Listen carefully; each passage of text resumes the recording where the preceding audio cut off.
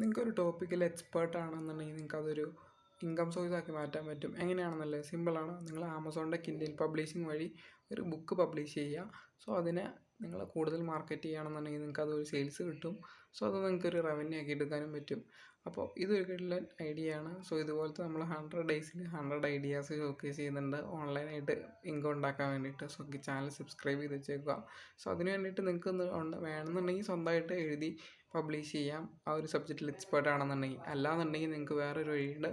ChatGPT വെച്ചിട്ട് ഒരു സബ്ജക്റ്റിൽ ഒരു ആർട്ടിക്കിൾസും അതായത് ഈ ബുക്കിൻ്റെ കണ്ടൻറ്റും കാര്യങ്ങളും ക്രിയേറ്റ് ചെയ്ത് അതൊരു ബുക്ക് ആക്കിയതിന് ശേഷം നിങ്ങൾക്കത് ആമസോണിൽ പബ്ലിഷ് ചെയ്യാം ഫ്രീ ആയിട്ട്.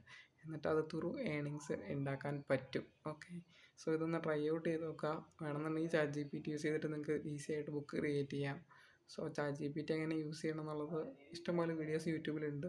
അത് നോക്കി കഴിഞ്ഞാൽ നിങ്ങൾക്ക് മനസ്സിലാവും അതിൻ്റെ ഒരു യൂസ്.